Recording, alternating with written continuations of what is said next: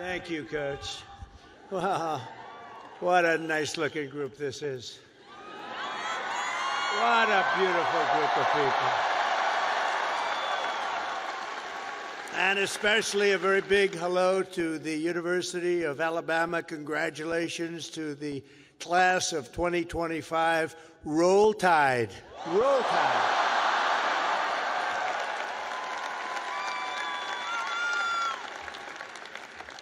There are things that happen in life that are very important, and you always remember where you were when they happened.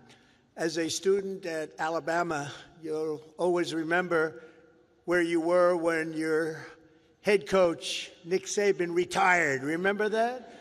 Because he's done such a fantastic job. The last time I was here, and that's true with Nick, what a great coach. Let's bring him back. No, you have a good coach right now, though. You have a good coach right now. He was great. But the last time I was here, the Crimson Tide beat the Georgia Bulldogs 41 to 34. I was here. I got to watch it. That was some game. Today, it's my pleasure to return to this campus as the first president ever to deliver the keynote commencement address to this truly great American university. It's a great school. And there's nowhere I'd rather be than right here in Tuscaloosa, Alabama, Titletown, USA. That's what it's become. And I love this place. Maybe it's because I won Alabama by 45 points. Could that be the reason? 45? You know, the way they say, the polls have closed in Alabama. Trump has won Alabama immediately. It was very quick. It was very, very quick and nasty. That's what we like. They put all 7 of your commencement ceremonies, I don't know if you know this, but they put them all together first time ever, so I better do well, or I'm in big trouble. But I want to thank President Bell for his 10 years of distinguished service, highly respected gentleman, but 10 years of service to this great university, overseeing the education of 100,000 proud Alabama graduates. That's something to have on your record. I also want to thank Alabama Governor Kay Ivey, who's here with us, and she's a fantastic. Where is she? Where is she? She's around here someplace. She's here. I just took a picture. I said, you're doing a great job, along with the very wonderful man, a friend of mine, Senator Tommy Tuberville. Where's Tommy? Tommy's great.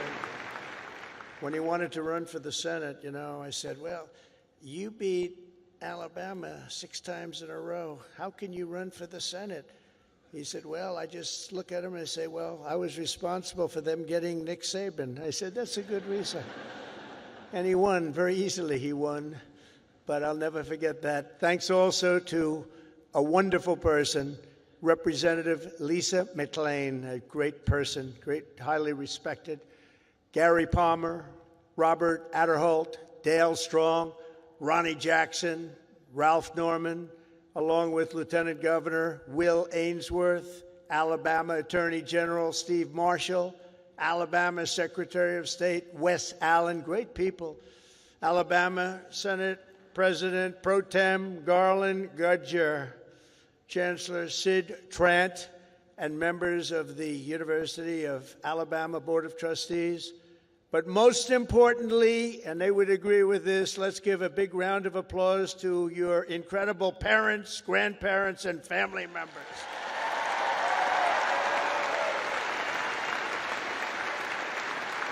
Because they made this wonderful day possible. Oh, you're great. Without them, it doesn't happen. Without them, you probably aren't here, and you wouldn't have that big, beautiful smile on your faces. This year, the graduating Alabama class of 2025 has over 6,600 graduates. You're the largest class in school history. Among your ranks are among the 800 first-generation college students and nearly 3,000 students from right here in the great state of Alabama. Amazing. And this class also includes many Rhodes Scholars, Goldwater Scholars, 213 Merit Scholars, and over 1,500 students graduating with red caps. You know what that signifies? 4.0 GPA. That's a lot of students. That's a lot of students.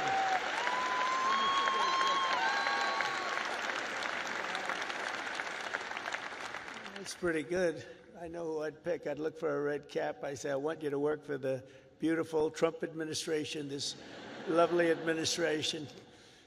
In addition, the class of 2025 has nearly 130 active duty service members, veterans, and members of the University of Alabama, ROTC. Thank you very much. Thank you. Everywhere you look, you can see the fierce spirit of this school, but nowhere more clearly than in your world-class athletics. There's nothing like it. Probably there's no school like it. That's why I would like to recognize the 11 graduating seniors on the University of Alabama football team. Where may they be? Where are they? You just have to look, and they're about a foot taller than everybody else. Oh, great. Thank you very much. Congratulations. Great season. Thank you. Thank you. Great season. There is something truly special about the players, coaches, and the fans who pack the stands at Bryant-Denny Stadium and proudly sing Dixieland Delight. We like that. Alabama has changed college football forever and inscribed into the history books the names of Bear Bryant, Joe Namath, 4 Heisman Trophy winners, and, of course, the great Nick Saban.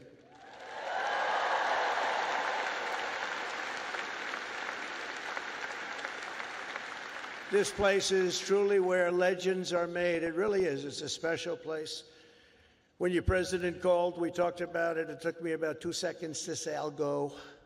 I wasn't looking to do it, and we are busy. You know, we're winning a lot of battles right now.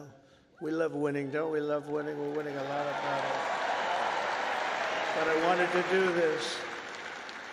For the University of Alabama, good isn't good enough, tough isn't tough enough, and great isn't great enough. The Crimson Tide does not rest, does not quit, and does not stop winning until it's all time. You know, it's all time. You're always winning, and you're going to keep winning. That's why the University of Alabama football team has won more games in the last decade than any college football team in America. That's not bad.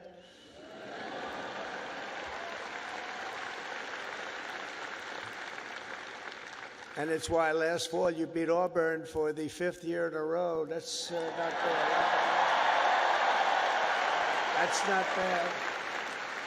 The University of Alabama has a brand, and that brand is winning. That brand is winning. Great school. Last year, the Crimson Chaos watched the Tide Hoops make it to the Final Four for the first time ever. And this year, you built on your incredible record and returned to the Elite Eight. So not only is Alabama a great football school, it's now one of the nation's best basketball schools, and congratulations.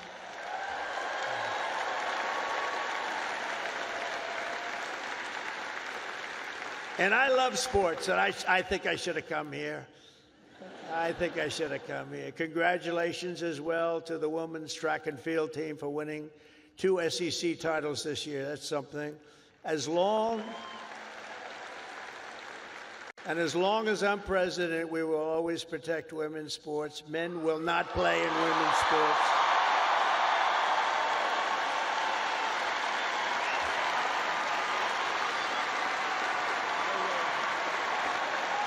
No way.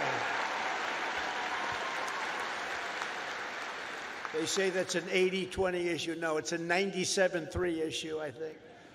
No, men will not be playing in women's sports. I said that, and I classified it with a very powerful executive order. As you know, it's done. The class of 2025 was the first to enter the halls of this university in the aftermath of COVID-19. Following a difficult senior year of high school, many of you came here to Tuscaloosa from around the country, and for the very first time, you experienced something called freedom. You had freedom. So let's give a big round of applause to the leaders of this state who chose liberty over lockdowns. They did a good job.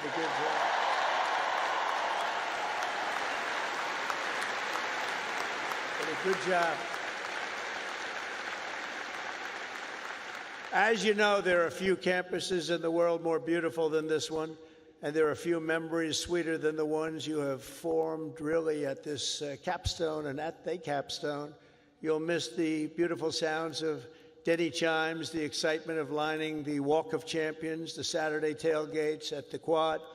As you graduate, it's natural to reflect on 4 years of happy memories, and you've really had happy memories here. You've done a lot of winning. Winning is a good thing to do. But today I'm also asking you to look forward to really something very, very bright and more promising, and it's going to be an even more promising tomorrow, I promise you that. You're the first graduating class of the golden age of America. We're in the golden age. You watch. This is the golden age.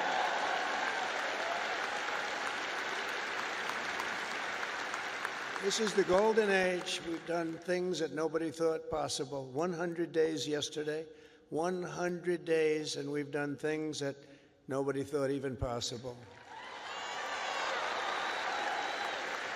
Like many generations before you, you're graduating at an exciting time for our nation, a period of both extraordinary change and incredible potential and what will be unbelievable growth. You're going to see that very soon. You're going to see it starting very, very soon. The whole world is talking about it. Our country has always been defined by its ability to reform and reinvent itself, to meet the challenges of the next era.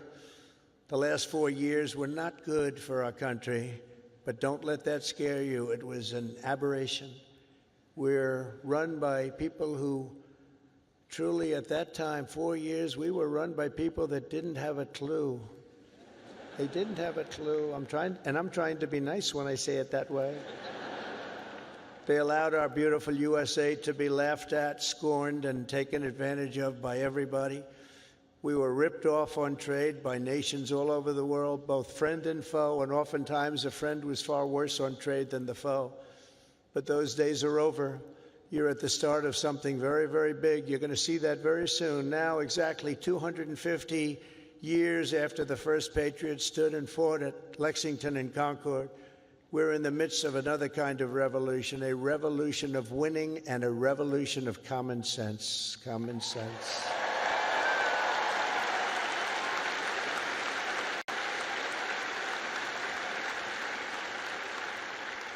Everywhere you look, broken systems, corrupt institutions, and tired dogmas are being swept away by the tide of history.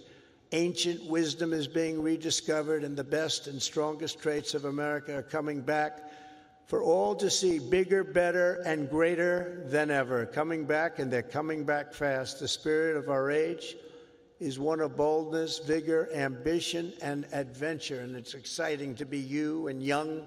Oh, I'd pay you a lot of money to have your age. You have a great future. The people have rejected the voices of a failed establishment. You saw that in the election. We've turned the page on endless wars, crippling debt, open borders, ruinous inflation, and the lack of respect for our country and for its leaders. But we're turning that all around, and we're turning it around very fast. We will very quickly make America great again.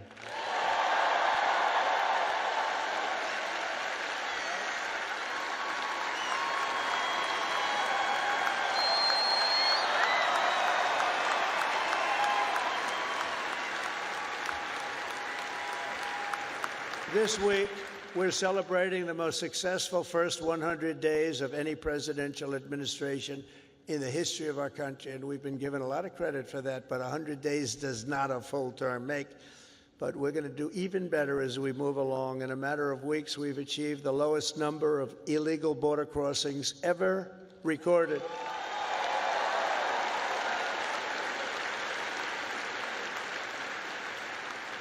And you've seen it, hundreds of thousands of people pouring into our country from prisons, from mental institutions, from gangs, and all over the world, not just in South America. You'd see hundreds of thousands of people pour across in one day. You know what we had just recently? Three.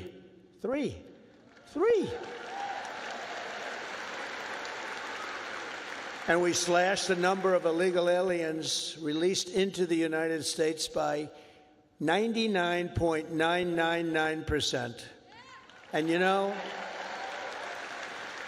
if that number is wrong, the fake news, which is all over the place today, is going to be correcting me before I get to the next sentence. Now, 99.999%, how about that? Nobody thought that was possible. They said you needed legislation. No, you just needed a new president. That's what you needed.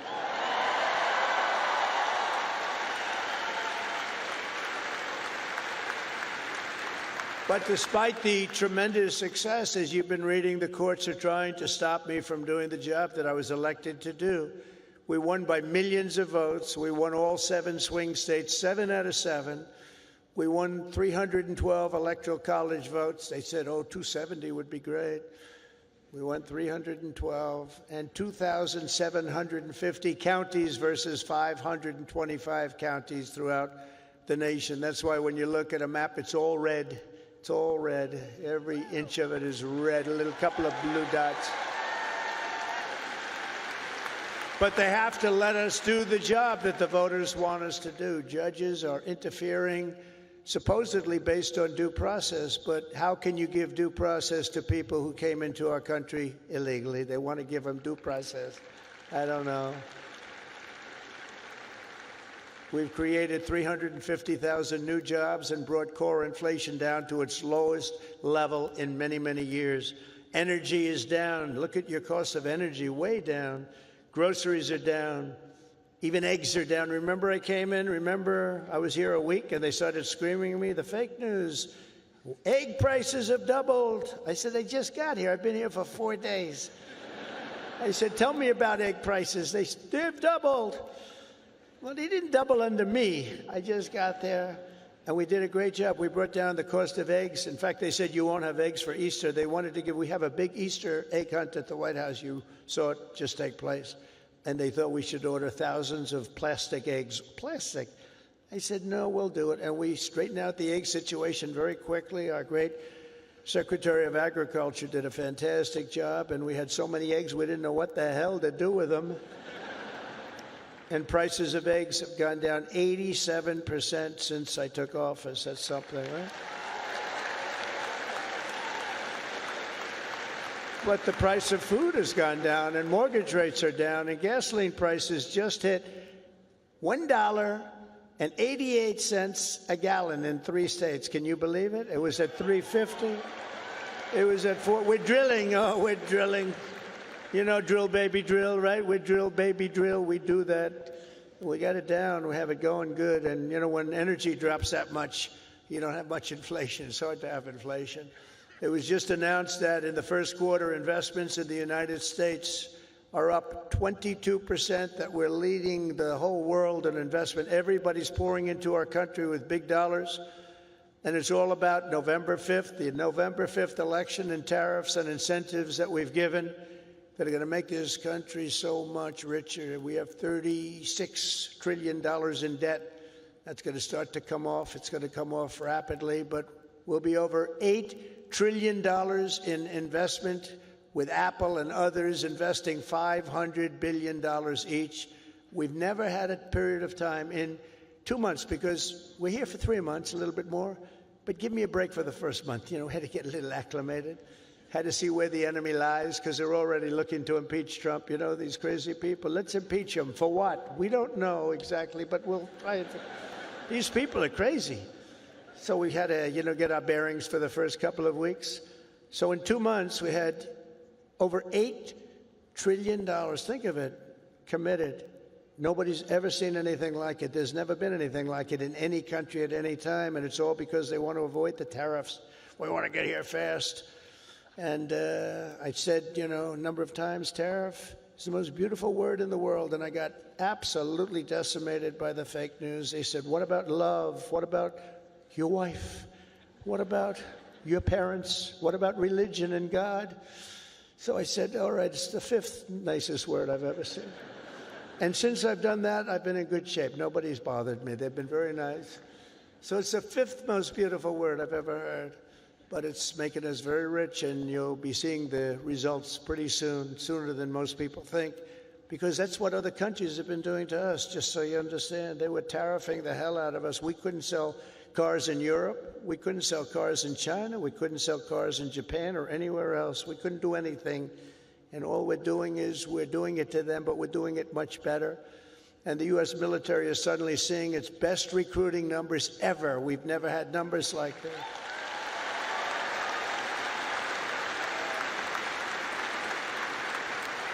We now have waiting lists because there is such incredible spirit in our country. There's a great spirit. And just think, 6 months ago, and you remember, and it was embarrassing, before the election, 6 months ago, we were hearing and reading that numbers of those joining our military were at the worst levels ever. We've never had anything like it, right? You remember that? And now they're at the best levels ever. We have waiting lists to get into the military. We couldn't fill the positions, and that included in our police forces, our fire departments. We love our fire departments also. We can never forget our fire departments. But our police forces were begging for help. And now they're brimming over with people and applicants, and they're getting great ones. It's amazing what's taken place, and that's really the spirit. Each of the graduates in this arena will soon have the chance to help lead this project of national renewal. And that's what it is. It's a national renewal. We suffered so badly for 4 years. We had one of the greatest economies. We actually had the greatest economy in the history of our country during the first term of Trump. And then we got hit hard with inflation during the Biden economy. It was horrible. We were hit so hard. The worst probably ever. They say 48 years. We'll accept that. But I would say ever. You'll embrace this moment, and you'll step forward with strength and grit, faith and patriotism to put America on a new trajectory for your children. And then you'll take your place among the greatest generations in the history of our country. I think you have a chance to be the greatest generation in the history of our country, because we're turning it around, and you happen to be available. You're available.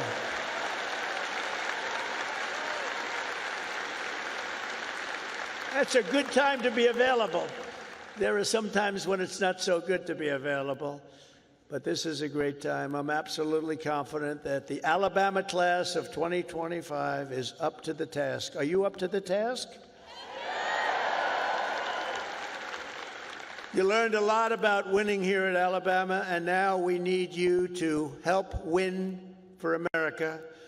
For the business majors here today, I challenge you not merely to use your talents for financial speculation, but to apply your great skills that you've learned and had to forging the steel and pouring the concrete of new American factories, plants, shipyards, and even cities which are going up all over our country.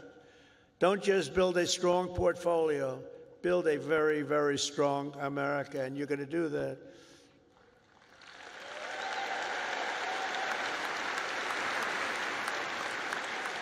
To the engineers, brilliant you are, technicians, scientists, and math majors, we need your Alabama spirit and competition to keep our country at the forefront of every single domain. America should have the world's tallest buildings, design the fastest airplanes, build the greatest cars, do everything the absolute best, better than any other nation in the world, and you can do it. And we will soon land American astronauts on Mars. That will happen. That will happen.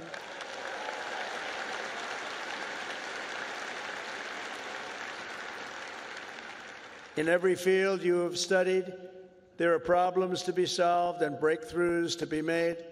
To the journalism majors, of which I've had a lot of problems with. So I must be honest. I'm not sure I like them. No, I do. But you're really leading a very thing, because we need a great and free press. We need a brilliant press. They're like a watchkeeper. They're very important, and you can go out and take it down a new track, help save the country. So important. Your task is so important, and it's to build a media that Americans can trust. And remember, the people of this country, they know the truth when they hear it. That's why the ratings, the approval numbers of the media are so low. We need those ratings to be 100%. We have to be able to trust our media. I say you have to have that. You need strong, strong borders, and you need really free, fair, clean elections. You need those things, but the media is a big part of it. In the world of health and medicine, there is an exciting new movement to get poisons out of our food supply, keep toxins out of our government.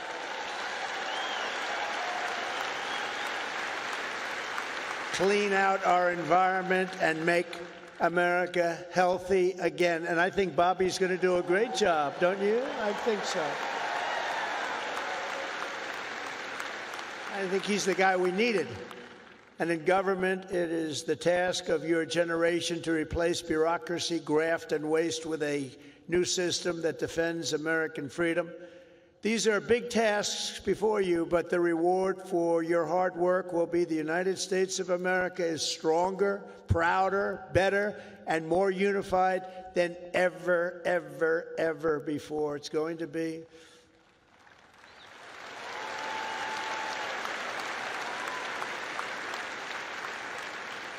As you embark on this great adventure, let me share some of the biggest lessons I've learned from a lifetime spent building dreams and beating the odds. I beat a lot of odds, a lot of odds. A lot of people said, I don't know, but it worked out okay. Where are we? Oh, gee, I'm president. How did that happen?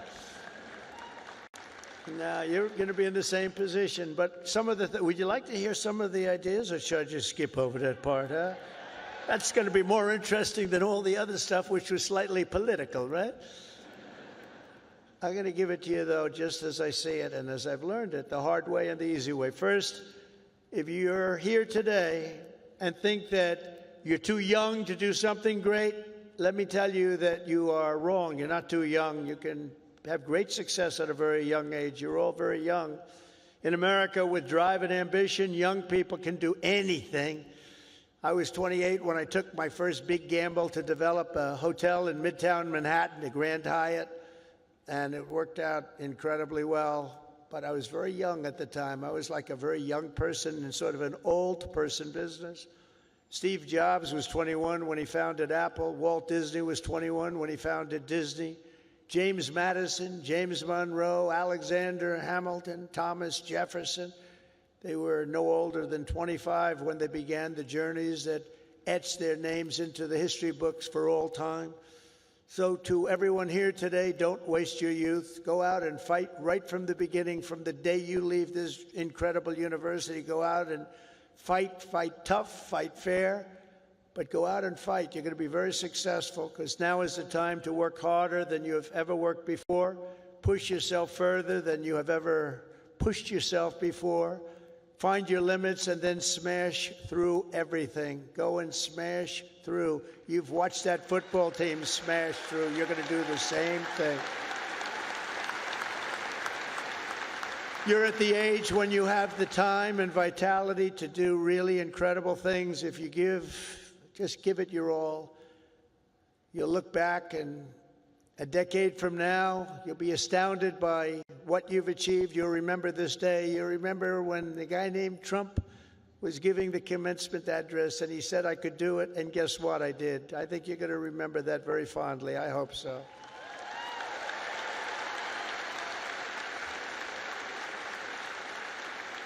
Second of all, and very importantly, you have to love what you do, okay? You have to. I rarely see somebody that's successful that doesn't love what he or she does. That's way you really like. Work isn't work. It's fun. I find it fun. I work all the time, and I find it fun. If I didn't find it fun, I wouldn't be successful, whether it was real estate or in showbiz. I had a lot of different careers, but I loved real estate so much, and I was very successful at real estate because I loved it. I learned a lot from my father because I watched him work. He worked he was a workaholic. He loved to work. He's a good man. He was a tough guy, tough as hell, actually. Now that I think back, I don't know if you could even get away with that nowadays. He was tough. But I find it fun. If I didn't find it fun, I wouldn't be successful, whether it was real estate or in showbiz. I had a lot of different careers, but I loved real estate so much, and I was very successful at real estate because I loved it. I learned a lot from my father because I watched him work. He worked he was a workaholic. He worked, he loved to work. He's a good man. He was a tough guy, tough as hell, actually. Now that I think back, I don't know if you could even get away with that nowadays. He was tough, but he was a good man, I'll tell you. And he worked 7 days a week. He worked Saturdays, Sundays, it didn't matter. And I learned by watching him, he loved his life. He loved what he was doing. He had a great long-term marriage, a long, many years. He beat me on that one. Now, mine are very successful, but they haven't lasted quite as long. It was close to 70 years. That was a long time. I said, Pop, you beat me on that one. But you know what I learned from him? That he loved life, and all he did was work. I see people that don't work hard, and they're miserable. So go out and find. But he loved what he was doing, and you have to find something that you love, and you have to follow your own instincts. Listen to your parents. They're very wise, but you have to follow your instincts and your heart, your soul, and you want to be the very best you can be. Treat every day like a home game against Auburn. Fight like hell and enjoy doing it. And your coach can tell you all about that. Third thing is to think big. You know, you're going to do something, you might as well think big because it's just as tough. You can think small. I know a lot of people, they thought small. They're very smart. I know others that weren't nearly as smart, but they had a better picture of the big picture because it's just as hard to solve a small problem as a big problem, and it's just as much energy and everything else, except the result is going to be a smaller one. So love what you do, but think big if it's possible. Now, if it's not possible, that's okay too. You do something, you have to do something that you love. You will have all the same headaches and challenges, all the same delays and setbacks, so you might as well do something that's just amazing. America doesn't aim small, Alabama doesn't aim small, and neither do you. So think big when possible, think big. Fourth is work hard. Work hard. Never, ever stop. An example is a great athlete, actually, Gary Player, golfer, great golfer. He wasn't as big as other men. He was actually on the small side. Don't tell him that. Friend of mine, don't tell him that because he doesn't understand that. But he worked very hard. He made up for it. He never stopped. He won 168 golf tournaments. Think of that, 100. I said, Gary, you're winning like every weekend. Do you ever choke or anything? I don't know what choke means. And he made a statement years ago that I read, and I thought it was sort of an incredible statement. He said, it's funny, the harder I work, the luckier I get, right? Think of that. The harder I work, the luckier I get. So you really have to work hard, and you're going to be successful because you have the talent. To get into this school is not easy. To get through it is even more difficult. You have a lot of talent. Fifth is don't lose your momentum. You just want to keep it going, and you have to know if you are losing it. You have to know when you're losing it, so maybe you stop, and maybe it's time to stop. Listen to the feedback, think through your plan very carefully, and keep moving fast. The word momentum is very important. I mean, I'll just tell you a little story about a great real estate developer named William Levitt. He built Levittown. Some of you might live in a Levittown. He was the biggest developer in the whole country in the 1940s and so. And he built these jobs. He started with one house, then 2 houses, then 20 houses, then thousands and thousands of houses. And a company, Gulf and Western, came along and they said, we're going to make you an offer to buy your company. And they offered him a lot of money, more money than he ever thought he could make. And he retired, lost his momentum. He retired, and he led a beautiful life. He had a wife, I must tell you, it was a second wife. It was a trophy wife, what can I say? I don't like telling you everything, but we're all friends, right? Can we talk?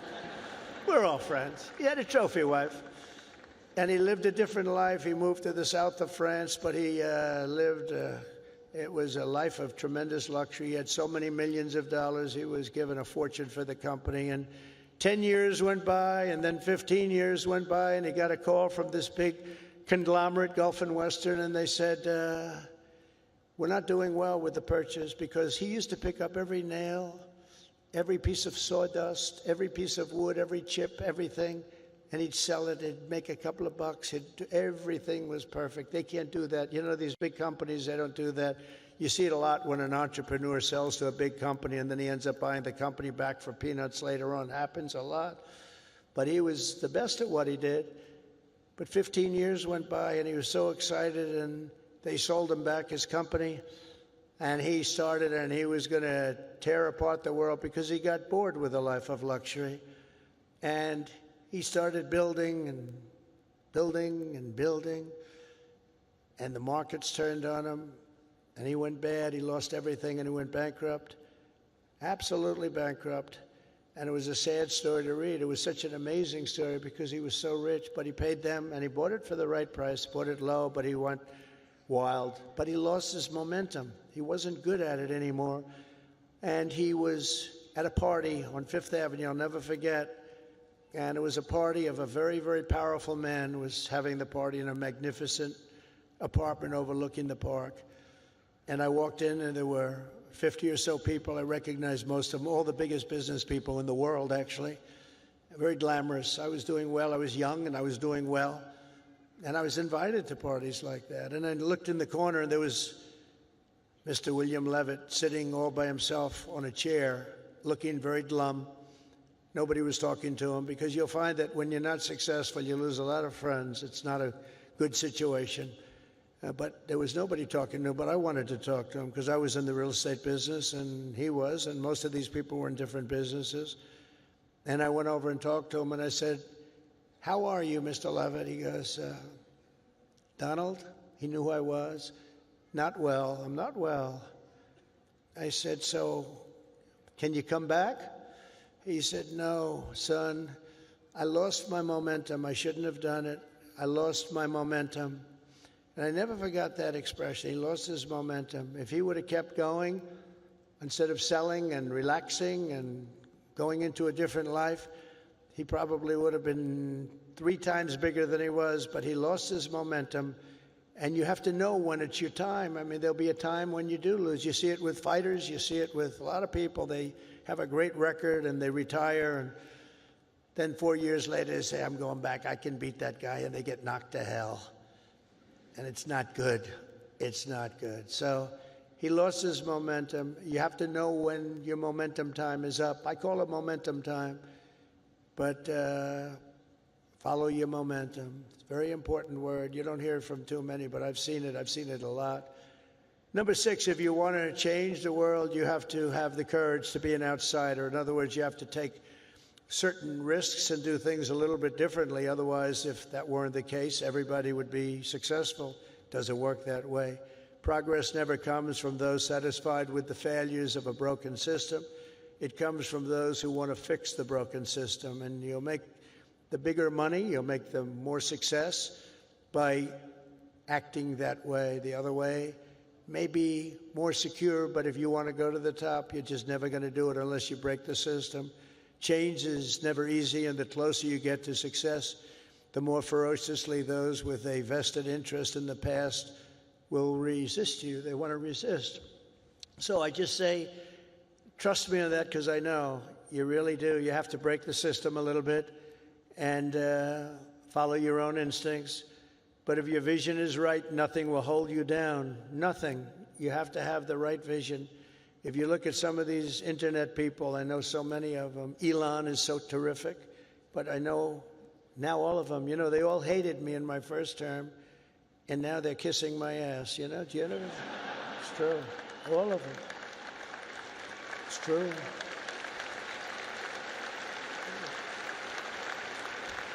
It's amazing. It's nicer this way. Now, in the first, they didn't know what happened because I won an election that, there was never a businessman that won a presidential election. Out of 100%, 8% were generals and 92% were politicians. Not even admirals, not even just generals. There were 8 generals, General Washington, General Grant, General Eisenhower. But 8% were generals and 92% were politicians. And when I ran, everyone said, well, he can't win. He's a businessman. That's not going to work. And you know, but you have a natural instinct for things. I guess I had a natural instinct. I said to somebody, was I a better businessman or a politician? And they said, well, there are a lot of guys that made a lot of money, but there's only one guy that became president that was a businessman, so I guess you're a better politician. But I don't think of myself as a politician. I think of myself as a businessman, and I'm proud of that. And I've applied business instinct, and that's why I think you're seeing us doing so well.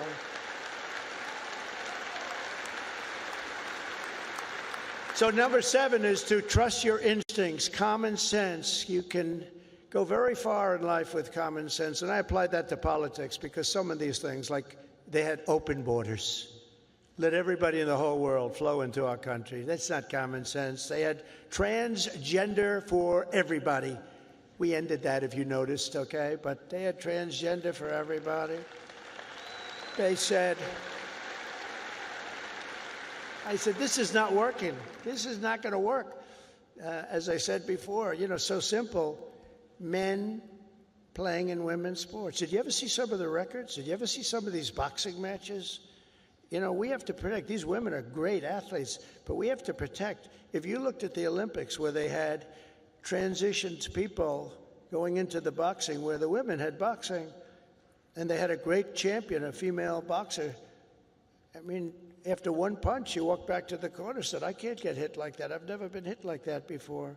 You look at all the volleyball players that have been hurt so badly with balls that are hit at levels that they've never seen before. But the greatest is like weightlifting. You ever see the weightlifting? Where they have a record that wasn't broken in 18 years?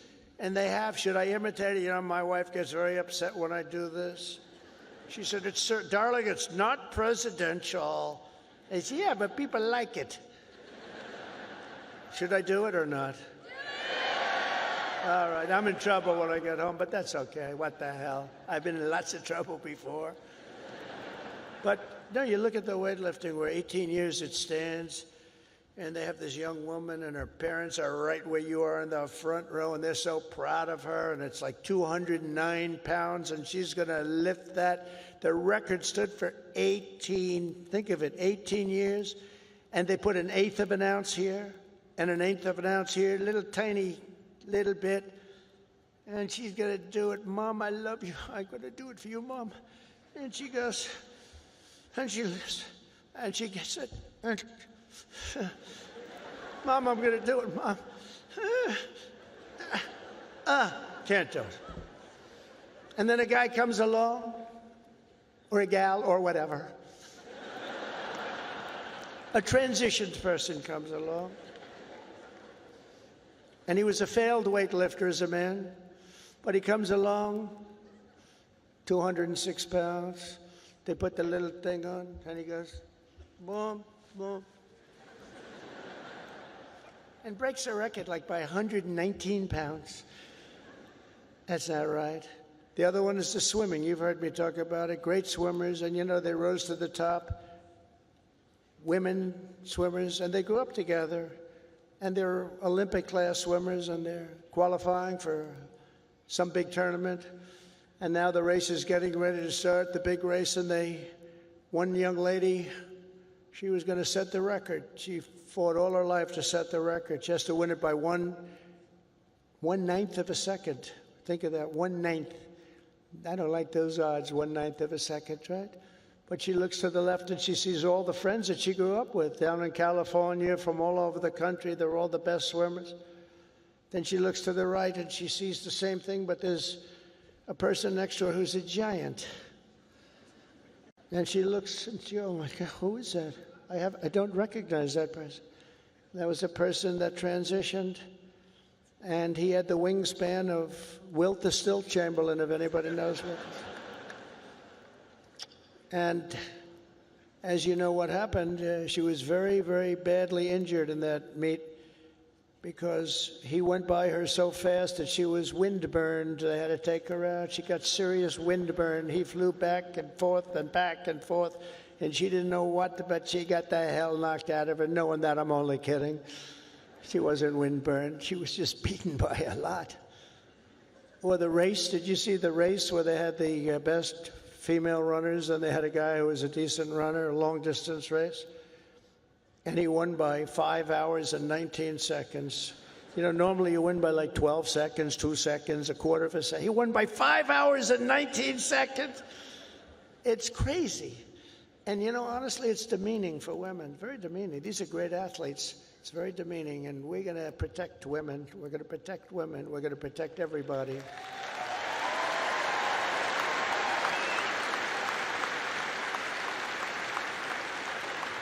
So now that I'm in trouble with my wife, I'm going to blame the University of Alabama for asking me to go through with that stuff. But it's pretty descriptive, isn't it, really? It helps when you know that borders are not racist, speech is not violence, America is good, terrorists are bad, men can never become women, police are not criminals, and criminals are not victims. Eighth, everybody should believe. Thank you. Thank you very much. Everybody should believe in the American dream. It's real, it's there, and it's right before you. We're coming back to the American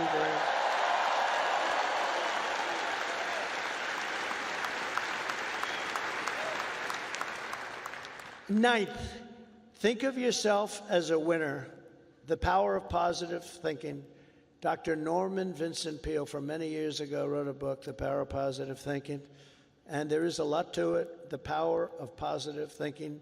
Don't consider yourself a victim. Consider yourself a winner. In recent years, too many of our young people have really been taught to think of themselves as victims and blame people and be angry. Don't be angry.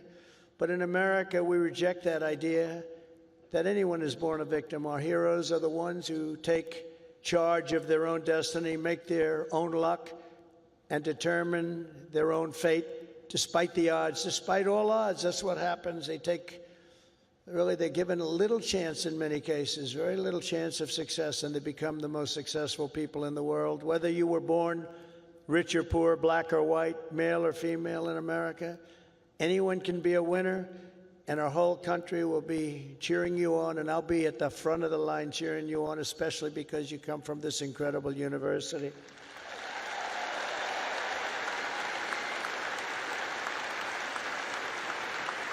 And next is to be an original. The all-time greats were people who had the confidence to be a little different.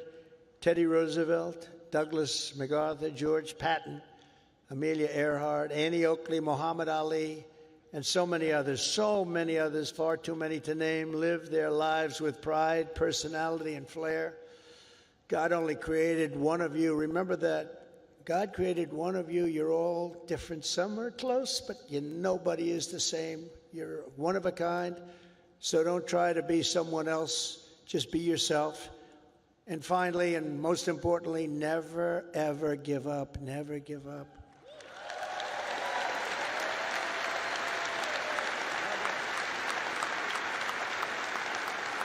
Never give up. And I've learned anything in life, and it's so true. One of the most important things you can learn, if you just went a little bit longer, if you just held out a little bit longer, you would have been successful. Well, the stories of that are legend. But I've learned that perseverance is everything, so whatever happens, no matter where you are in life, stay optimistic and just keep pushing forward. Just don't stop. Never, ever give up. Victory is right around the corner. I've watched Coach Saban win games that really were virtually over. You've seen it. You've been in the stands. He won a couple of games. I said, Coach, you got lucky as hell. He said, I didn't get lucky. I'm a talented guy. You know, those little touchdowns that come out of nothing. He's amazing. But he's a guy that doesn't quit and doesn't know what the word quit even means. He couldn't define it. He took victory out of the jaws of defeat, and you can do that too at every stage in my career. My enemies, of which there were many and probably are right now, I can think of a couple of people that don't like me too much right now. But they said that they have to do everything they can to keep me from winning, to keep me from making it. And I'm representing you, so I have to make it. I have big shoulders, but these are big shoulders. I have to win for you. I'm not winning for myself. I'm winning for you. Do you remember when they said that Donald Trump will never become president of the United States? Remember Barack Hussein Obama said that? Barack Hussein Obama. Donald Trump will never be president. Like 50 other politicians said that. Where are they now? Oh, let me see. Oh, there they are. Where are they now? But here I am standing before you as the 45th and 47th president.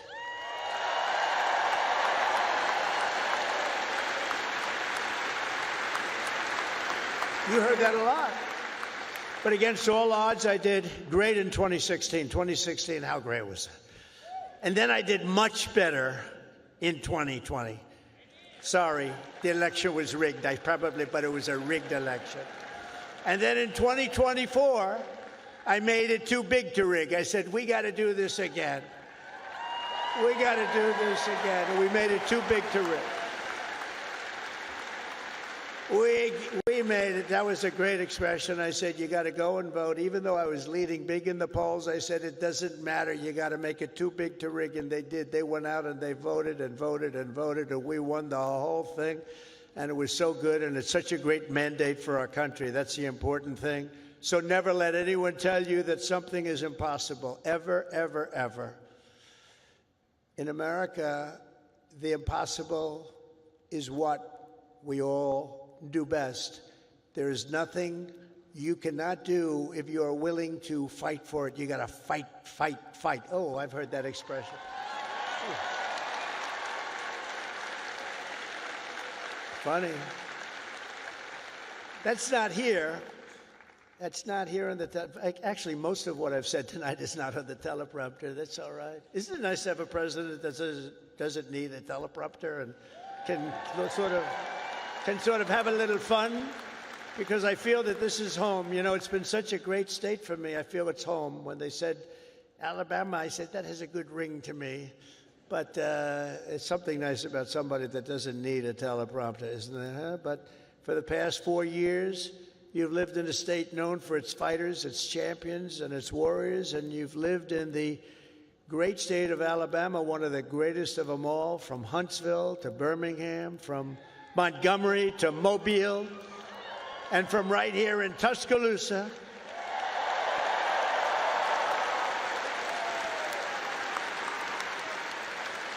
To the gleaming shores of the Gulf of America.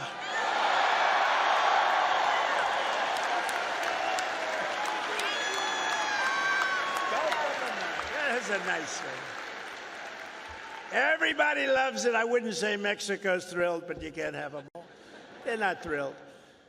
You continue the legacy of Alabama legends who blazed the trails, won the games, tilled the fields, forged the steels, built the ships, and gave us the victories that built America and changed the world. The entire world was changed by our victories. This is the state that gave us the might of the Iron City, the power of the Saturn V rocket, and the roaring engines of Talladega. Talladega. We love Talladega. We love Talladega. This is the state that gave us nothing but victory, the state of some of the greatest heroes in history, like Willie Mays, Jesse Owens, Joe Louis, your coach, Nick Saban, Hank Williams, and many others. Some of you will leave here today and travel the world, but you will always know that this state, as this is really sweet home Alabama, right? It's always going to be your place. I sort of feel that way myself, because from a political standpoint, it's just been, we connected from day one. From the first day I set my foot on this beautiful soil, I connected with Alabama. And here in Alabama, we believe that the men and women who built this country are heroes, and that America's destiny is to be the single greatest nation on the face of the earth. And we're bringing it back at a speed that nobody thought was possible. We believe in freedom and family, God and country. We cherish our Constitution. We revere our Bible. And we salute our great American flag.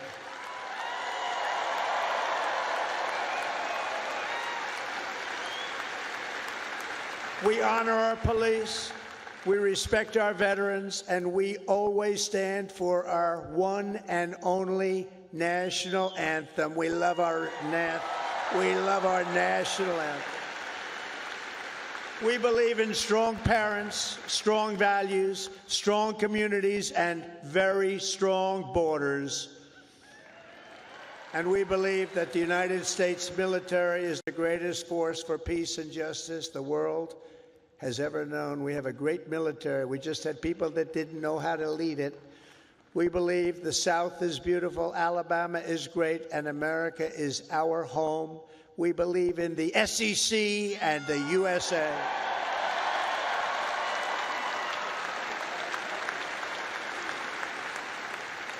Graduates of the Alabama class of 2025 standing here before you in this magnificent arena, it is clear to see the next chapter of the American story will not be written by the Harvard Crimson. It will be written by you, the Crimson Tide. True. That's true. That's true.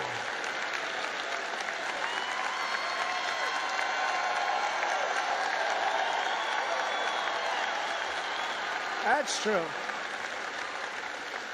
I thought that was rather clever. If you look at what's going on, they get their $5 billion a year. That is not going to be so forthcoming. Now, wasn't that a clever one, though? Huh? Who would think of that? Because this is Alabama, and at Alabama, you fight, and you win. That's what you know how to do. Congratulations to you all. Congratulations to this great class of champions. God bless you, and God bless America. Thank you all very much. Thank you.